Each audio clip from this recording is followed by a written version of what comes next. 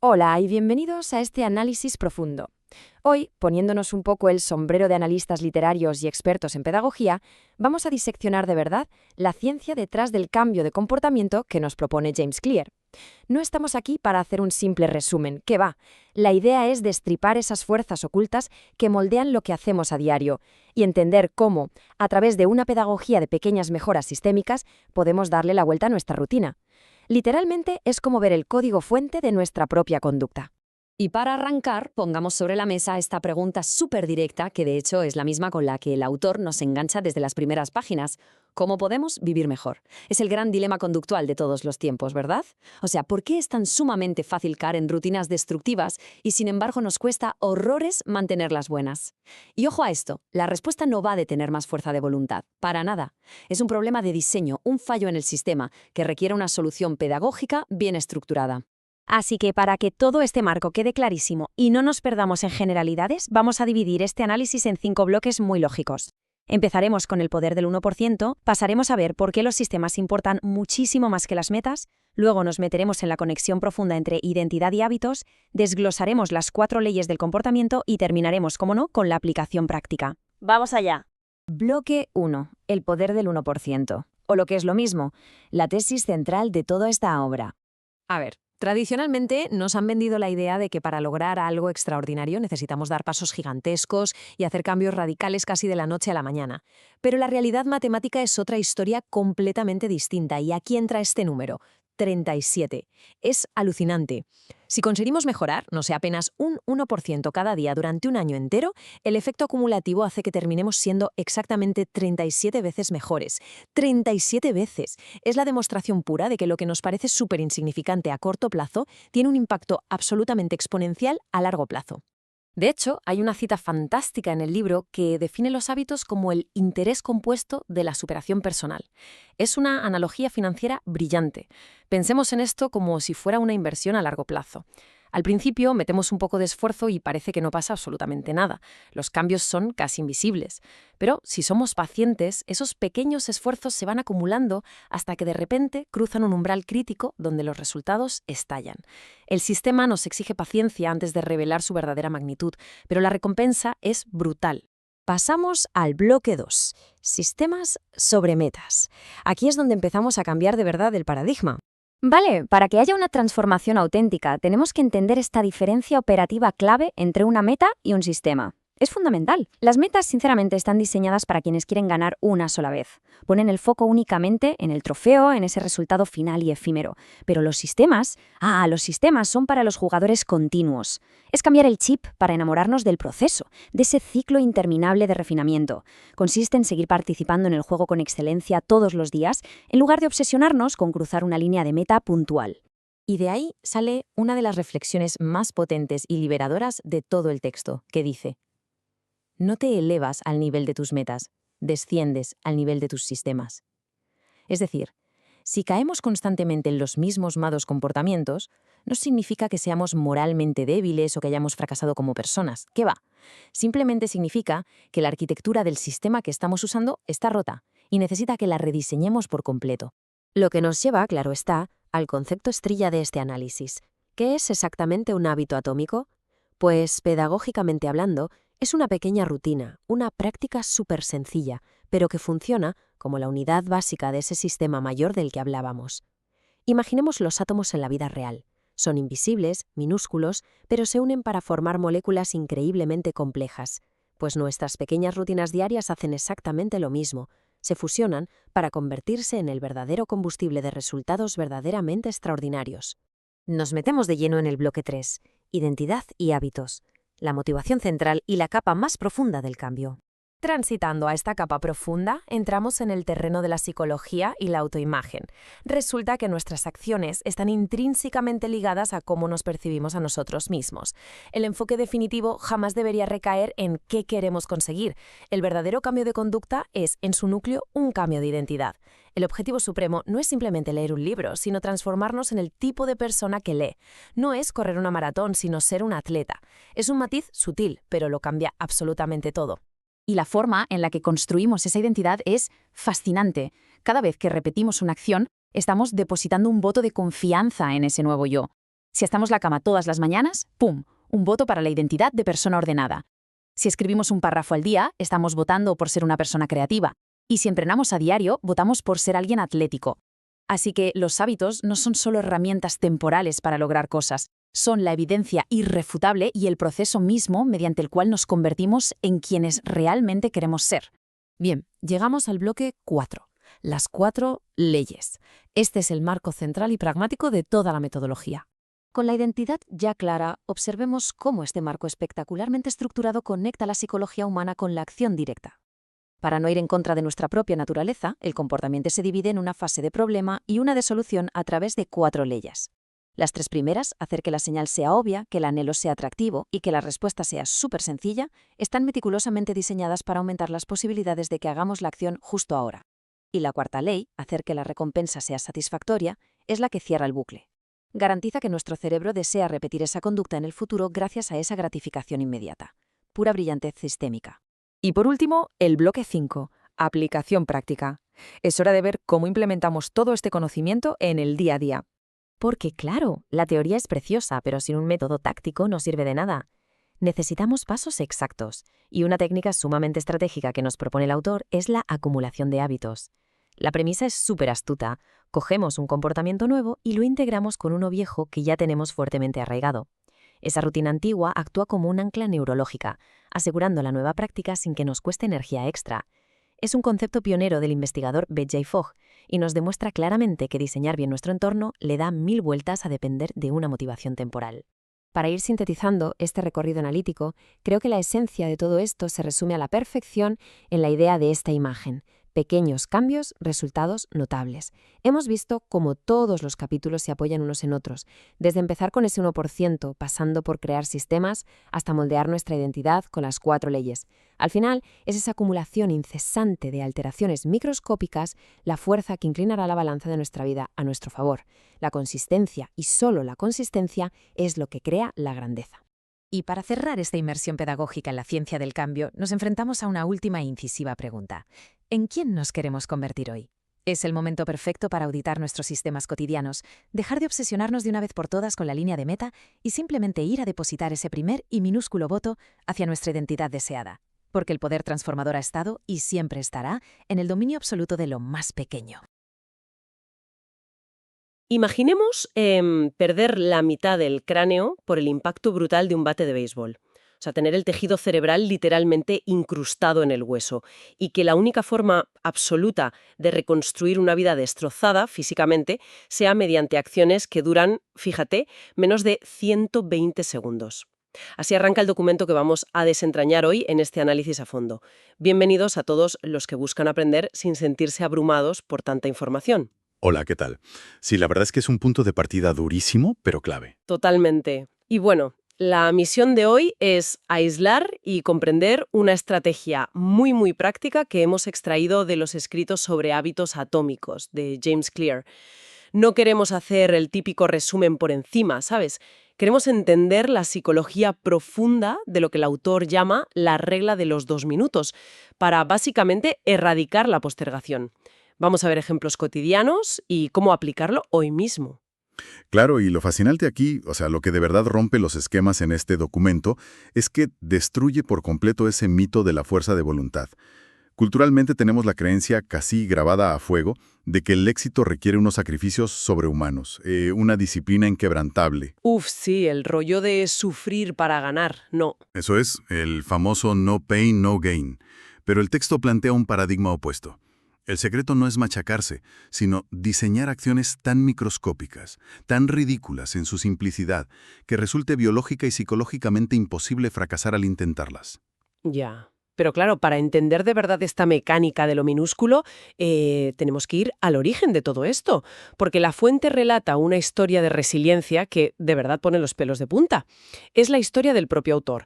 Resulta que en su último día del primer año de bachillerato, un compañero perdió el control de un bate de béisbol, o sea, se le resbaló haciendo un movimiento largo. Madre mía. Sí, el bate salió volando y le golpeó directamente entre los ojos con una fuerza totalmente devastadora. Es que el nivel de detalle médico que da la fuente es estremecedor.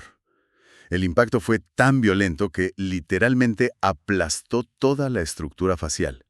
O sea, el tejido blando del cerebro llegó a incrustarse contra la pared posterior del cráneo por culpa de la onda expansiva del golpe. ¡Qué barbaridad! Además, cuenta que la nariz le quedó aplastada como en forma de U, una U distorsionada.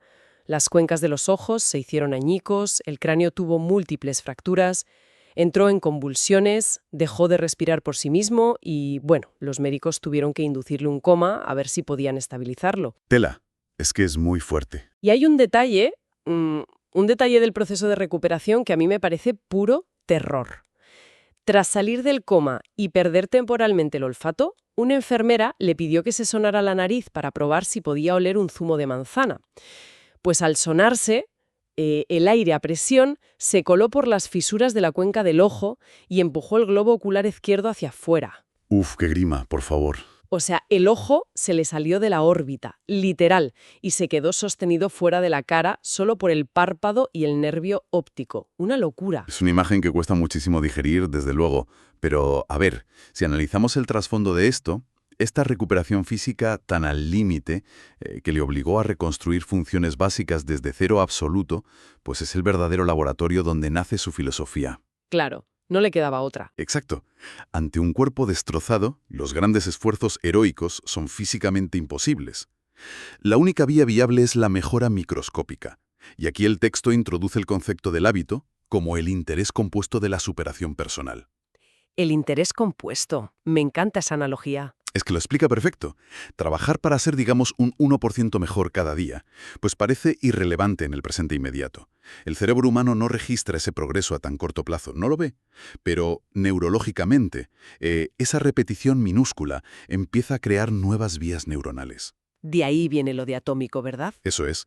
En física, un átomo es una cantidad irreductible, la unidad más pequeña de un sistema mayor, pero alberga en su núcleo una fuente de energía inmensa. Pues con las rutinas pasa exactamente lo mismo. Es que es brillante, porque los hábitos operan justo así, son invisibles en el día a día. O sea, no te das cuenta, pero su acumulación es lo que altera por completo la trayectoria vital de cualquiera. Y la fuente subraya que esto es como una espada de doble filo, ¿eh? Totalmente. Corta hacia los dos lados. Claro, porque la misma maquinaria cerebral que te automatiza, no sé, ir al gimnasio, es la que te automatiza comer comida basura. Entonces, si estos detalles tan microscópicos son los que acaban definiendo el resultado a largo plazo, la pregunta obligada es ¿dónde nacen? O sea, ¿cuál es ese punto exacto? ¿Esa bifurcación donde el cerebro elige ir por la vía constructiva o por la destructiva? Pues mira, ese punto de bifurcación se ilustra de manera magistral en el texto usando la rutina de Twyla Tharp. Ella es una de las coreógrafas y bailarinas más respetadas de la era moderna. Seguro que te suena. Sí, todo un referente en lo suyo. Pues su rutina diaria empieza a las 5:30 de la mañana. Se levanta, se pone la ropa de entrenamiento, baja a la calle, en pleno Manhattan, y le pide a un taxista que la lleve a un gimnasio concreto. Y el detalle clave, lo verdaderamente revelador, es que ella misma dice que su hábito no es el entrenamiento brutal de pesas o de cardio que hace luego. Ah, ¿no? ¿Y cuál es entonces? Su ritual, la acción que sella el pacto con ella misma, es simplemente coger el taxi. En el momento en que le da la dirección al conductor, el hábito ya está completado. Vale, a ver, vamos a desgranar esto un poco porque rompe bastante con la idea clásica que tenemos de la disciplina. O sea, el hábito no es la sesión de 2 horas de sudar la camiseta, sino subir al coche. Exactamente. Es como, fíjate, es como si los hábitos fueran las rampas de entrada a una autopista, ¿no? La rampa de aceleración te marca la dirección y la velocidad para el resto del viaje. Y ya una vez que estás dentro de la autopista, la inercia te lleva sola. Esa es una metáfora perfecta, sí. De hecho, el texto da un ejemplo buenísimo sobre esto muy del día a día. El famoso momento crítico de las 5:15 de la tarde, cuando alguien llega a casa de trabajar. A esa hora hay un nivel de energía bajísimo, estás agotado, y parece que tienes muchas opciones, pero en realidad todo se reduce a una sola acción inicial, a una bifurcación. ¿La rampa de entrada buena o la mala? Justo. O bien la persona se pone la ropa de deporte inmediatamente o se sienta en el sofá un segundo a descansar. Y claro, si la elección es el sofá, ya sabemos todos cómo acaba la película. Pides comida a domicilio o te haces cualquier cosa rápida y te tragas 4 episodios de una serie hasta la madrugada. Es que esa inercia tiene una explicación en el comportamiento humano que es fascinante. A ver, el cerebro es una máquina que la evolución ha diseñado para una cosa principal, que es conservar energía. Sobrevivir gastando poco. Ya, por eso el sofá nos llama tanto. Claro, Sentarse en el sofá requiere una energía de activación prácticamente nula, 0, mientras que ir al gimnasio representa un coste energético monumental para el cerebro. Entonces, lo que plantea el caso de Twila Tharp, o el ejemplo que has dicho del sofá, es que los hábitos son el punto de entrada, no el punto final. Son la ropa de deporte, no hacer 20 sentadillas. O sea, dominar la puerta de entrada. Eso es. Si logras dominar y automatizar esa puerta de entrada, el cerebro deja de evaluar el esfuerzo total de lo que viene después. Simplemente se deja llevar por la secuencia que ya ha iniciado. Y precisamente esta, es la piedra angular que da sentido a la regla de los 2 minutos. Y aquí es donde la cosa se pone realmente interesante, porque entramos en el núcleo de los apuntes de hoy. Sabiendo que el taxi o la rampa de entrada a la autopista es lo único que verdaderamente importa para arrancar ese motor de la inercia, la pregunta es, ¿cómo se diseña esa rampa para cualquier meta que tengamos? Ahí está el kit de la cuestión. La fuente presenta una regla innegociable. Ojo, innegociable. Cuando se empieza un nuevo hábito, la acción debe condensarse de tal manera que no tome más de 2 minutos en completarse. O sea, 2 minutos de reloj. Ni un segundo más. Y el texto da ejemplos súper concretos para poder visualizar esto bien. Sí, la idea principal es aplicar esta reducción sistemática a cualquier objetivo, por muy ambicioso que sea. O sea, por ejemplo, el hábito de leer antes de dormir. Esto suele fracasar muchísimo porque requiere concentración justo en el momento en que la fatiga mental es máxima al final del día. Claro, ¿te quedas dormido en el primer párrafo? Eso es, pues la regla de los 2 minutos transforma leer antes de dormir en leer una sola página. Ya está. Se reduce la fricción hasta que la acción resulta mucho más fácil de hacer que de no hacer. O también el clásico objetivo de Año Nuevo, hacer 30 minutos de yoga. A ver, nadie quiere desenrollar la esterilla, ponerse las mallas, buscar el vídeo adecuado en internet y sudar. Da pereza. Muchísima pereza, sí. Así que el hábito se reduce a una sola cosa, sacar la esterilla de yoga del armario. Punto. O, por ejemplo, en el ámbito académico, si alguien tiene el propósito de estudiar para unos exámenes difíciles, la acción inicial no es hacer esquemas durante 3 horas. Queda limitada a abrir el cuaderno de apuntes sobre la mesa. Es que el método se puede aplicar absolutamente a todo, incluso a las tareas de la casa, a la limpieza, para evitar que la ropa limpia se vaya acumulando y forme esa típica montaña en la silla de la habitación. ¡Ay, la famosa silla de la ropa! Un clásico universal. ¿Todos tenemos una verdad? Pues la meta no es hoy voy a doblar toda la colada. Es simplemente doblar un solo par de calcetines. Y ya está. O si la gran ambición es salir a correr 5 kilómetros cada mañana, el hábito umbral, la puerta de entrada, es únicamente atarse los cordones de las zapatillas. Vale, pausa aquí, porque tengo que hacer de abogada del diablo, ¿eh? Venga, dispara. Es que suena genial en papel, o sea, la teoría es preciosa, pero seamos sinceros, nadie en su sano juicio aspira a doblar un solo calcetín y dejar toda la montaña de ropa ahí arrugada. O a leer una sola página en la cama, cerrar el libro de golpe y apagar la luz. Ya, parece un poco absurdo visto así. Claro, porque en el fondo la persona sabe perfectamente que es un truco. Es un cebo psicológico que nos ponemos para engañar al cerebro y de paso terminar haciendo la rutina completa. Entonces, si la parte consciente del cerebro, mi parte racional, sabe que me estoy autoengañando, ¿cómo es posible que caiga en la trampa? ¿Por qué funciona esto a nivel biológico? Esa es muy buena pregunta. Es la gran paradoja que suele generar más escepticismo. Pero la neurociencia tiene una respuesta muy clara para esto. Cuando alguien se propone, pongamos, correr 5 kilómetros, la amígdala cerebral, que es la parte encargada de procesar las amenazas, percibe ese enorme esfuerzo como una fuente de estrés o de dolor potencial. Entonces hace saltar las alarmas, ¿no? Exacto. Activa la respuesta de evasión. O sea, la postergación. Es tu cerebro protegiéndote. Sin embargo, al reducir el objetivo a «me voy a atar las zapatillas», la amígdala no registra absolutamente ninguna amenaza. La fricción cognitiva desaparece por completo. Ya, pero sigo sabiendo que luego viene la carrera. Sí, pero aquí viene el matiz crucial que insiste el autor. No es un truco para empezar a hacer algo y luego, sorpresa, sigo corriendo media hora. Para que funcione, al principio, hay que detenerse estrictamente a los 2 minutos. Espera, detenerse de verdad. Sin trampas de, bueno, ya que estoy, sigo. Sin trampas. De verdad. El texto detalla un caso real, muy ilustrativo, de un individuo que logró perder casi 50 kilos de peso, o sea, una transformación física absoluta. 50 kilos son palabras mayores, ¿eh? Pues su estrategia no fue someterse a palizas tremendas en el gimnasio desde el día 1. Su regla inquebrantable, la que se autoimpuso, era ir al gimnasio todos los días, pero obligándose a salir por la puerta exactamente a los 5 minutos. ¿Me estás diciendo que iba hasta allí para estar 5 minutos? Iba, levantaba un par de pesas o caminaba en la cinta, miraba el reloj y a los 5 minutos recogía sus cosas y se marchaba a su casa. O sea, iba hasta el gimnasio, aparcaba, entraba, se cambiaba seguramente y se volvía inmediatamente.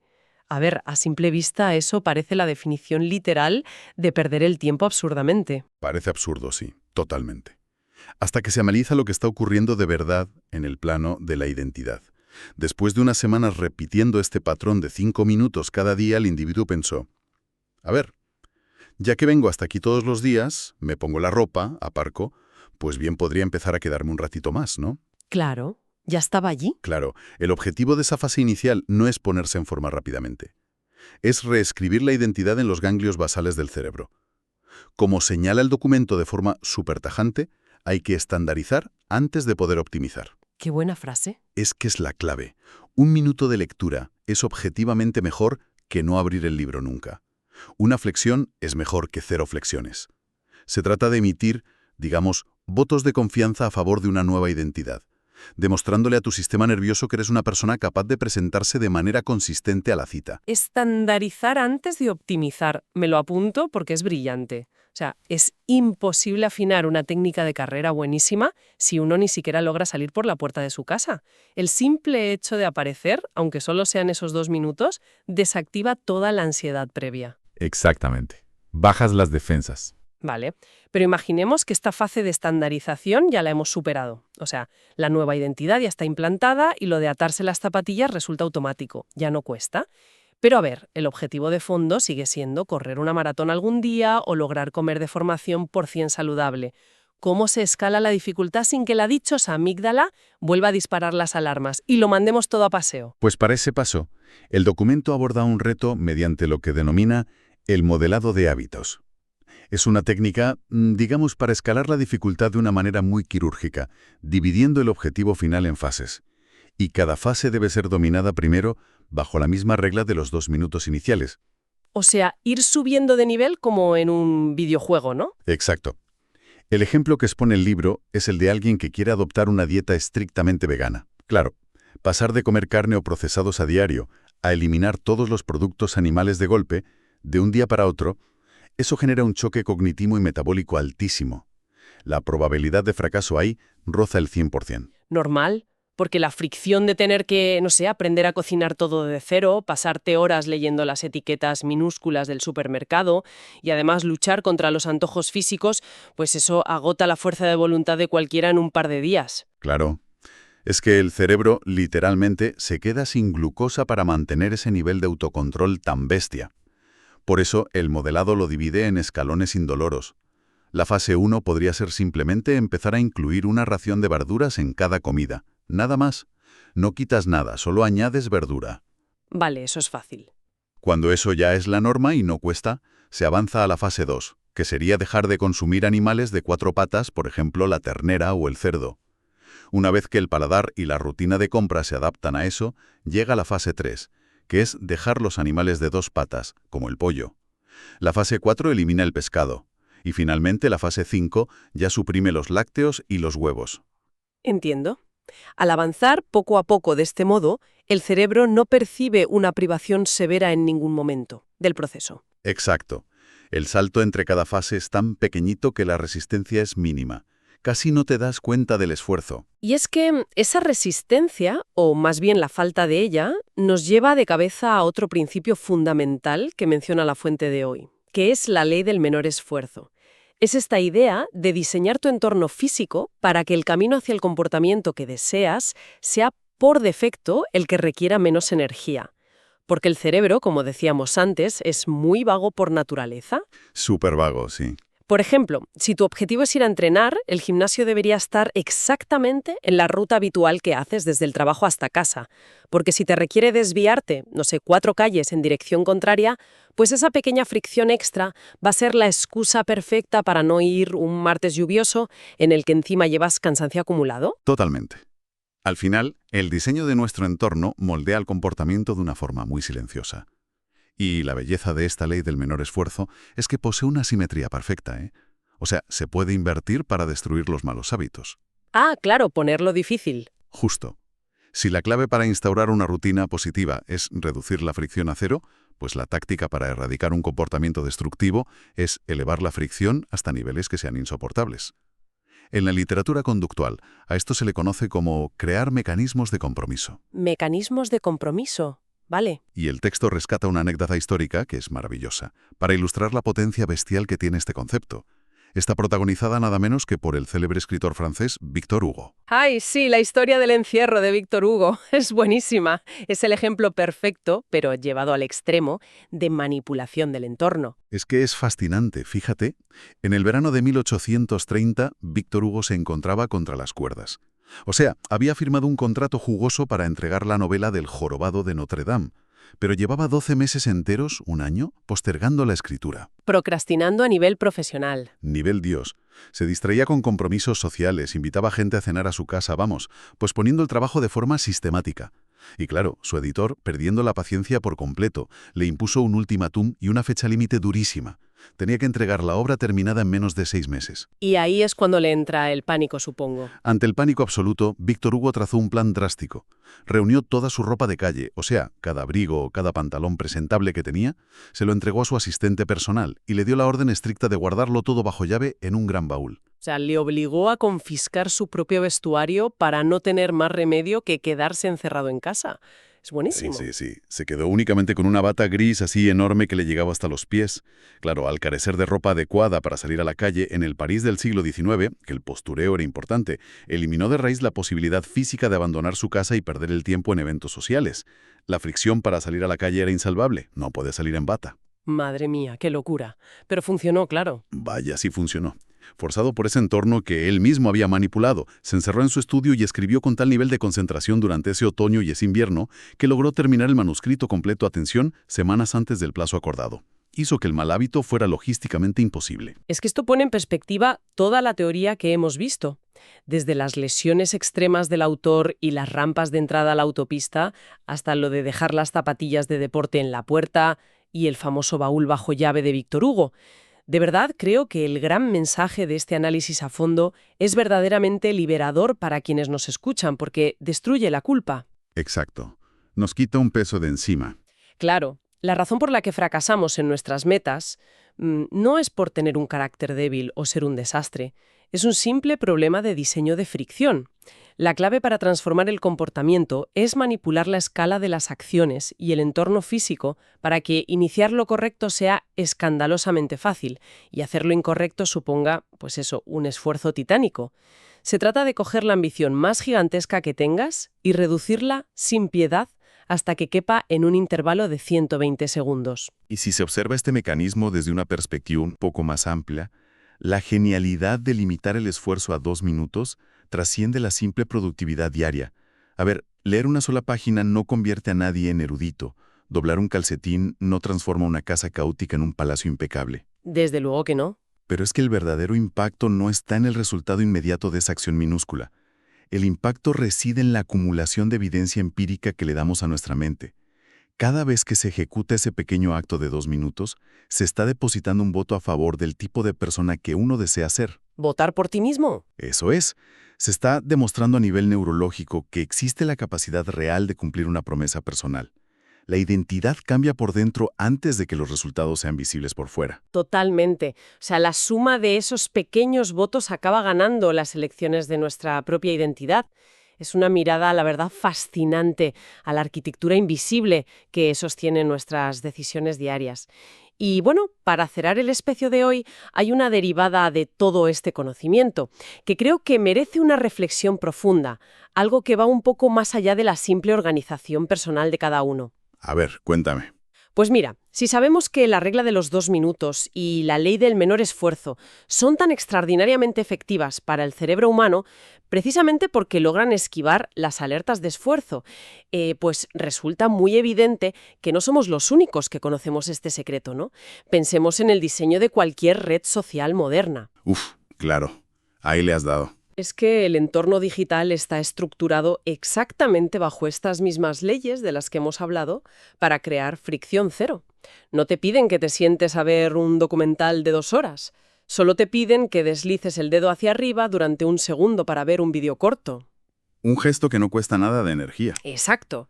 La rampa de entrada es tan pequeña, tan carente de esfuerzo, que la inercia nos atrapa durante horas en el sofá. Las grandes tecnológicas invierten miles de millones en aplicar la regla de los 2 minutos en nuestra contra, utilizando nuestra propia biología para capturar nuestro recurso más valioso, que es la atención. Es una reflexión tremenda.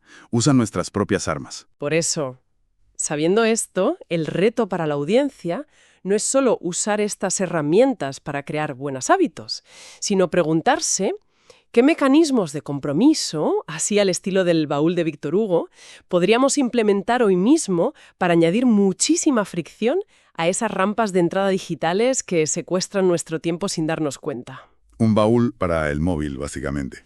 Tal cual. Es una pregunta que considero bastante urgente en los tiempos que corren. Y con esta idea nos despedimos por hoy. Muchísimas gracias por sumergiros con nosotros en este análisis a fondo y hasta la próxima. Hasta la próxima. Ha sido un placer.